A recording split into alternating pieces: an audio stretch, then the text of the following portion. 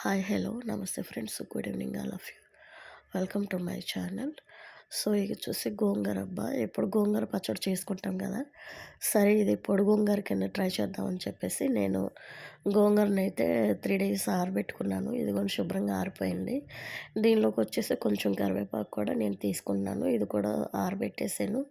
So ఇప్పుడు stove వెలిగించి stove పైన పాన్ పెట్టి సరిపడా ఇంత ఆయిల్ వేసి నేను గోంగూర అయితే ఫస్ట్ వేపుకుంటున్నానబ్బా. సో దానిలోనే కరివేపాకు కూడా యాడ్ చేస్తున్నాను. 2 కలిపి నేను ఫ్రై చేసుకుంటున్నాను. సో ఇక్కడొచ్చేసి ఇలా ఉంటే స్ట్రెచ్చర్ సరిపోతుంది.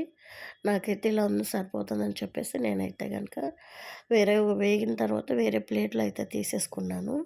సో మళ్ళీ అదే పాన్ స్టవ్ మీద పెట్టి దీనిలోకొచ్చేసి కొంచెం ఆయిల్ అయితే పోసాను.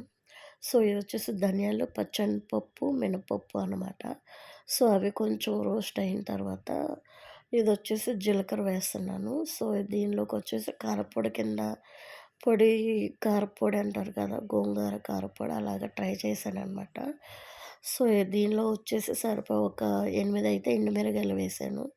అవి కొంచెం వేగిన తర్వాత చింతపండు కూడా వేసేసుకొని బాగా వేగిన తర్వాత పక్కన పెట్టేసుకున్నాను. సో ఇక్కడైతే ఆల్మోస్ట్ అయితే ఆహ్, ఆరిపోయినాయి. సో ఇక్కడొచ్చేసి నేను మిక్సీలో ఏస్తున్నానబ్బా. సో మిక్సీలో ముందుగా ఎండుమిరగాయలు, పచ్చెనపప్పు, ధనియాలున్నాయి కదా! అవి ఇలాగ ఫ్రై చేసుకున్న తర్వాత ఇప్పుడు గోంగూర కూడా వేసి కొంచెం మెత్తని పేస్ట్‌లా కాకుండా కొంచెం పొడిగా ఉన్నట్టే చేసుకుంటే బావుంటది. సో దీనిలో వచ్చేసి సాల్ట్ వేయటం మర్చిపోయాను. ఇప్పుడు లాస్ట్‌లో వేస్తున్నాను. మళ్ళీ అదే స్టవ్ పైన తీసుకొని కొంచెం ఆవాలు, జీలకర్రేసి తాలింపు పెట్టేస్తాను. ఎందుకంటే కలుపుకోవటానికి ఉండాలి కదా అని చెప్పేసి నేను ఇలాగా ఫ్రై చేసేసాను. సో ఇక్కడొచ్చేసి నేను వెల్లుల్లిపాయలు వేయటం మర్చిపోయానబ్బా. అందుకని మళ్ళీ వెల్లుల్లిపాయలు ఫ్రై చేసి వేసుకొని ఇక్కడ నేను ఒక సీసా బాటిల్ అయితే స్టోర్ చేసుకున్నాను.